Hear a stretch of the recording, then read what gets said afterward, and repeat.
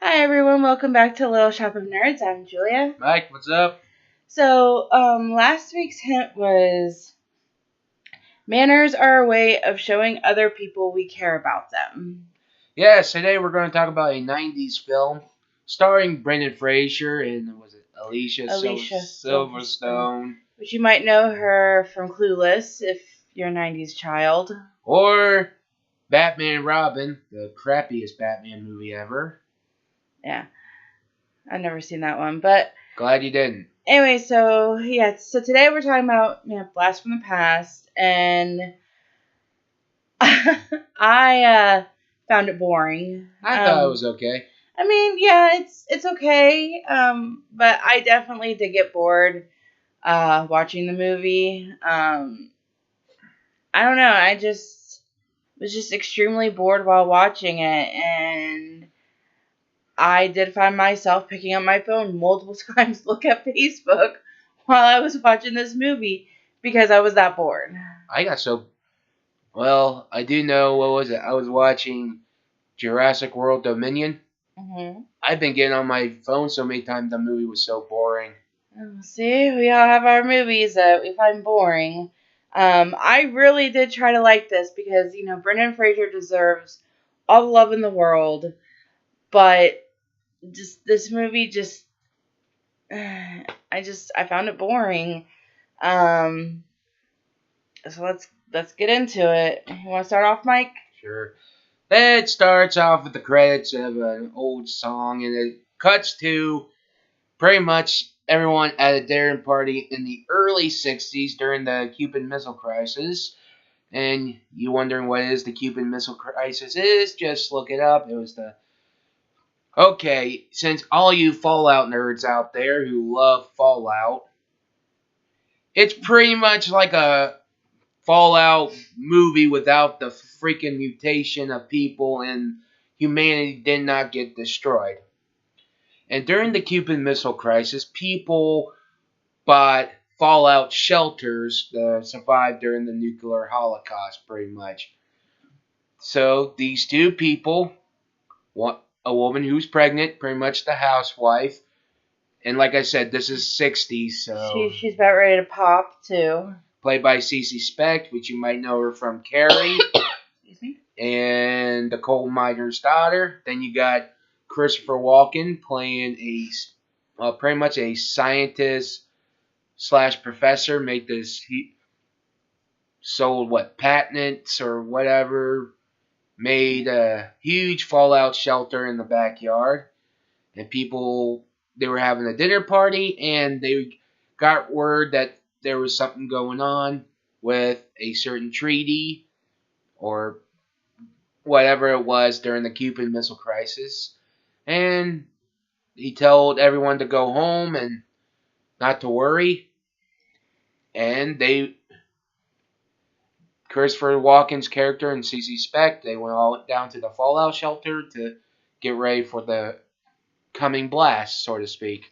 Yeah, so there was a plane that hit their house. It was a military aircraft hit their house, made it explode, and they thought that that was a blast from a missile, a nuclear missile. So they ended up closing and locking the shelter door for 35 years. And also the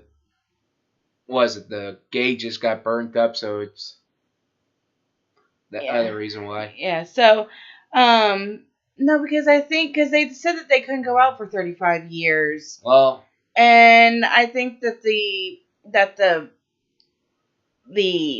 lock on the fallout shelter, I think that locks automatically and won't unlock until after 35 years have passed. yep.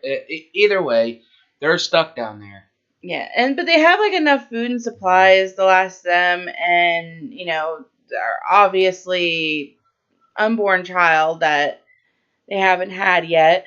But the fallout shelter looks a lot like their old house. So, they had, it just looked the same except for it was underground. And, So of course, there wasn't a missile crisis. So they, people are checking out their house and they're like, oh, we can't find the bodies, so they must have vaporized or whatever when the plane hit their house. But they're living underground. And so she does eventually give birth.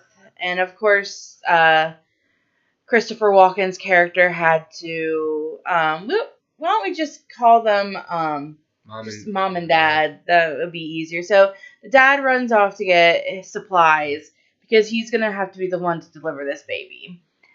So they do end up delivering a healthy baby. It shows, the dad walking around, checking out the shelter every day, making sure that it was okay.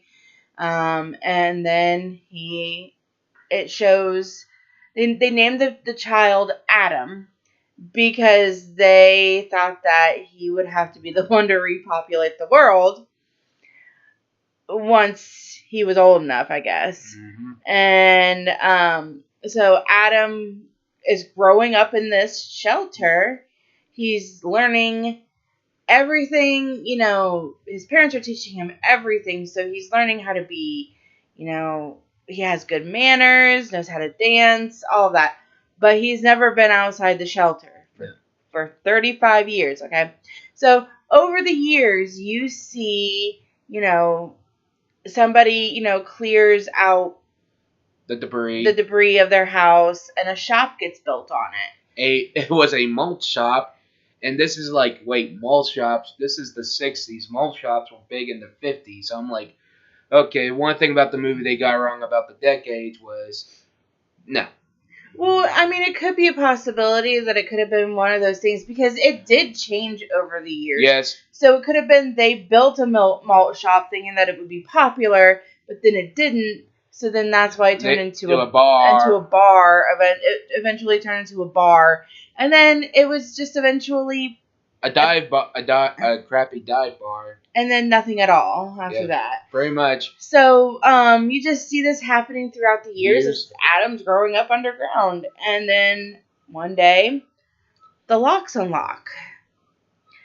And 35 years later, and the father goes up in his, radiation gear to, check it out. And that's about the time that I got bored and looked at my phone. So I'm not quite sure what happened after he went up to the surface. Well, he went up to the surface and pretty much checked everything out.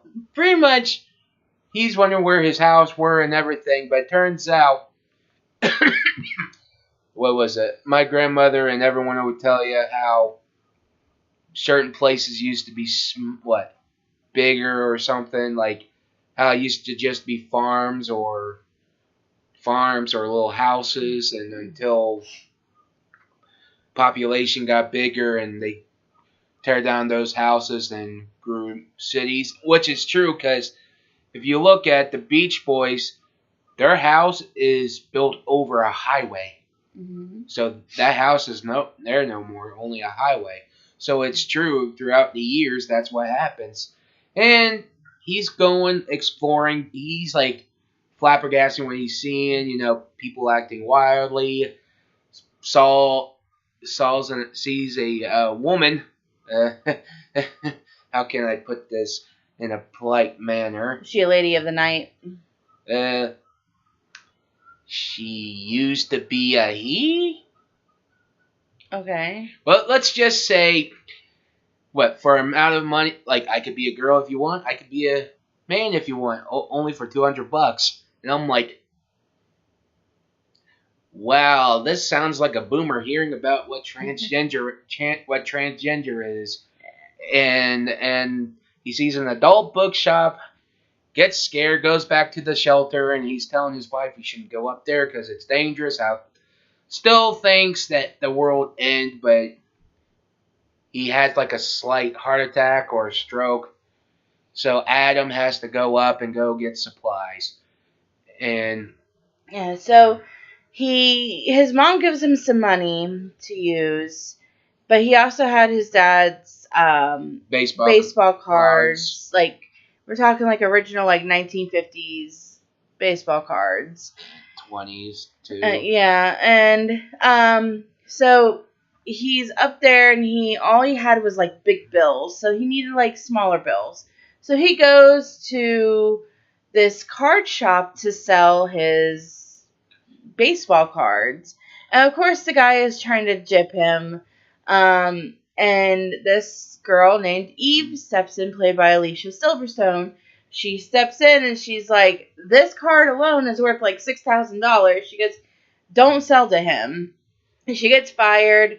And then And that is true. And also for people who out there who tries to sell comics or stuff, get an actual appraiser who ain't gonna jip you, because they know what the actual price is, but they're gonna give you less of a price. So you gotta be careful on that. yeah. So he like follows her because he tells her that he's lost, and because he's trying to find his way around the city, because I mean he's never been around here. So his mom told him to tell people that he is from out of town, so then they don't realize that he's, grew up in a fallout shelter underground for 35 years. So she manages to help him get to a Holiday Inn. And he gets a call the next morning from the girl, from Eve. And I can't remember what she told him, but she told him something.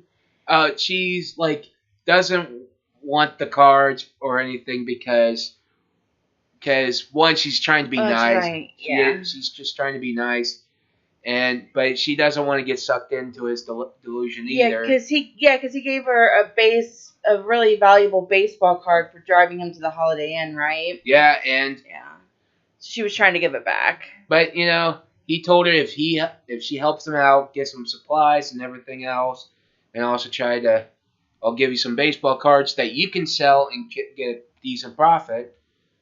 And that's what they did. They went, got some stuff, and until Adam's starting to fall for her for a little bit, but Eve knows that he is, but she tries to stop him. Takes him back to his place and meets their roommate he's gay. Might as well just say it, Mike. He's gay. Yeah, but of course, back in the 50s, gay meant happy. So when he heard gay, he just thought that he was just happy, when he didn't know that meant that he liked other men. Yeah, well, he'll find out sooner or later. And throughout, there was another montage, Adam getting a new wardrobe, pretty much styling during the 90s, pretty much.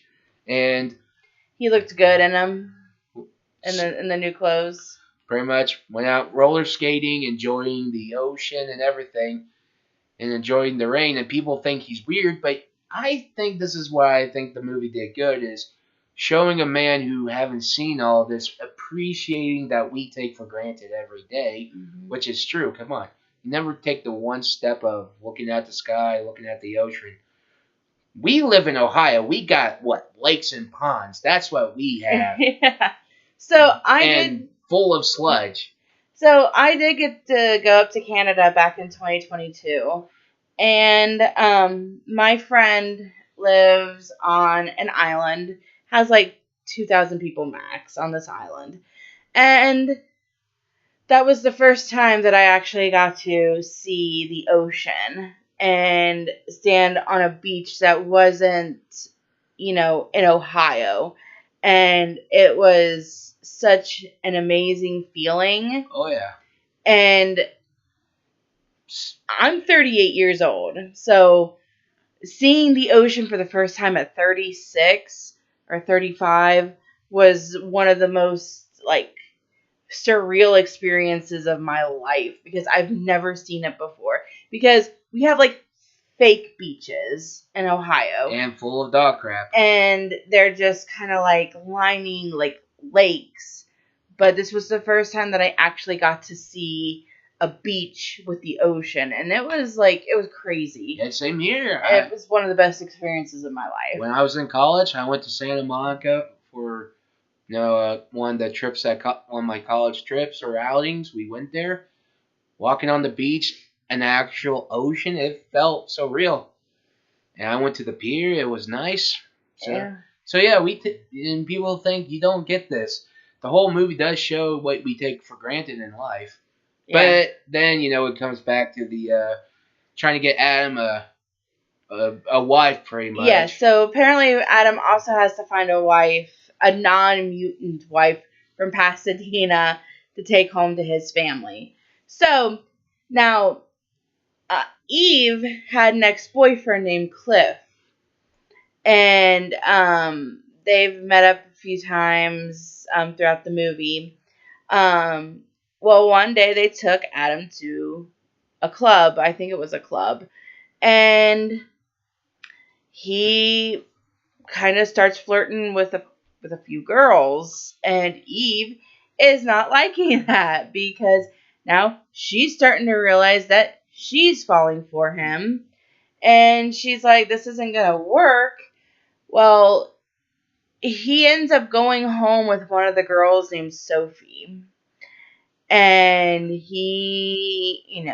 Adam's a 35-year-old virgin because, he's lived down in the shelter for 35 years.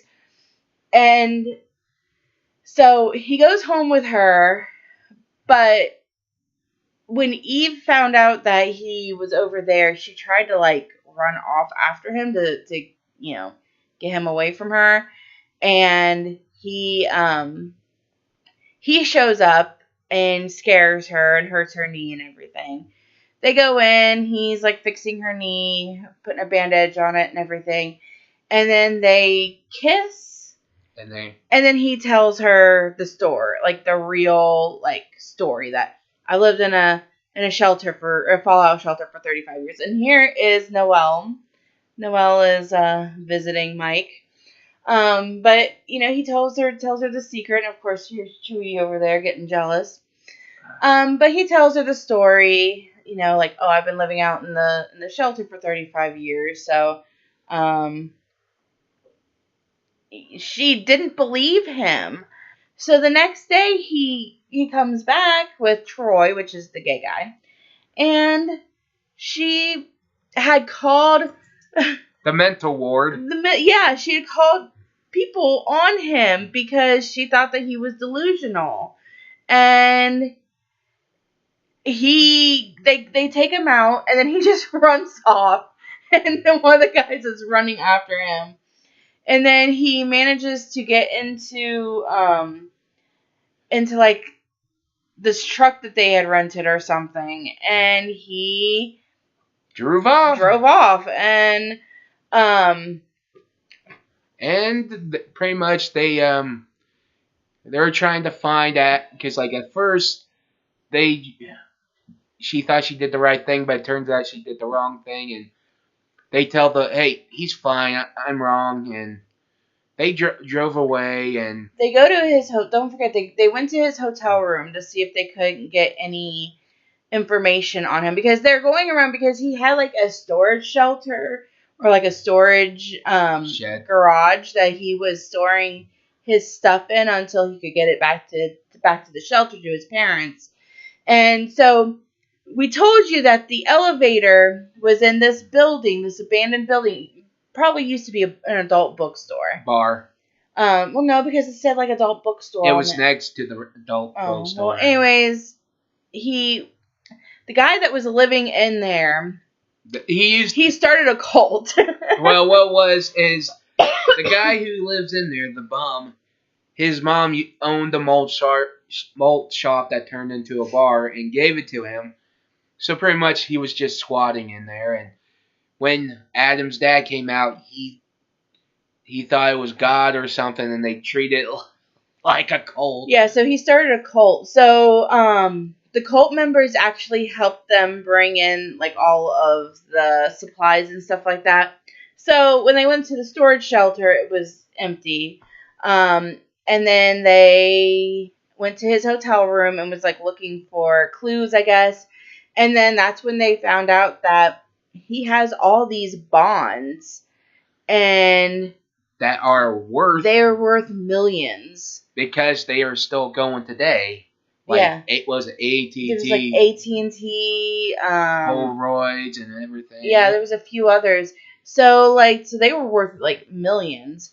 And they do eventually find him because he's walking down the street. And Eve sees him. She jumps out of the car. She runs at him. And he takes her down to meet meet his family. And so Eve's kind of like helping his mom in the kitchen. And then Adam and his dad are having a conversation about I'm guessing it's about sex. Very much. Because he's like, yeah, and then the egg or the sperm will meet the egg, and then Adam's like, why? Yeah, I'm like, and he's like, his dad's like, what? Like he's trying to explain to him that that's what happens. And then he tells his parents that he wasn't going to stay in the shelter. He was going to, because they were going to stay in the shelter for another 10 years. Well, what it was, he told his dad to set the dial to 6 months. Well, no, because first it was going to be 10 years. Then he said 2 months. It was 2 months. So, whatever. It was going to be 10 years, but he decided to make it 2 months, whatever, right? Because what they were going to do, they were going to get everything from their bonds, learn more, and let him and Eve date for a while, see how it is. And once they got everything, from the bonds and everything, all the money they were supposed to have, they were going to turn the old bar, the Fallout / bar, into a new hip joint. and the cult leader, when he found out it wasn't a religion or God, he's like puts on a business suit and still has the sun tattoo symboled on his forehead. I looked at it, I'm like, at least it's not a swastika, because if not, that's like a Charles Manson move. Yeah, so he also built a home for his parents because he was going to bring them up from the shelter slowly, and then he was going to explain to them that there was no missile that hit their town, that everything was fine. And so he built a house exactly as his parents' house out in the country. And then one day he brought them out, and his mom, you can tell that his mom just felt so relieved to be outside again because she had been drinking while he was growing up and stuff like that. So, it was mostly like cooking sherry, I think, is what she had been drinking. Either way, can you blame her, though? Yeah, so, he does sit down with his dad and tells him, this is what happened. His dad didn't really seem to believe him. And then as the movie ends, you see him, counting out steps probably to build another Fallout shelter. It is pretty much, but it's kind of funny because he's telling them how the Cold War ended without dropping any bombs, and I'm like, he's like, we gave up, and I'm like, yeah, dude, that's how pretty much did how it happened. I'm like, I don't know how. Maybe my dad would tell you, but he's not that old, I don't think. Yeah. So, anyways, that's how Blast from the Past ended. I mean, I'd probably give it like a 7 out of 10. 7 mostly. I mean, had some good moments, but there's some that was a little slow, but I think it's pretty good. Brendan Fraser definitely carried it. And Alicia Silverstone, there was a few times she used her Cher voice from Clueless when her voice would get kind of high pitched when she was upset. So she did use. I mean, this movie is from 1999, and she did Clueless, I think, in 91. So it was only it's only 8 years after Clueless had come out, which we should do a video on Clueless. Yeah, I always enjoyed Clueless, but so that's Blast from the Past. If you've seen it, and if you enjoyed it or didn't like it or whatever, leave that in the comments below. Yep. And let me get next week's hint. Next week's hint is just going to be Crown. And we're doing 2 movies together. So, yep. It's a series. So, look forward to that. And we will see you guys next time. Bye. Bye.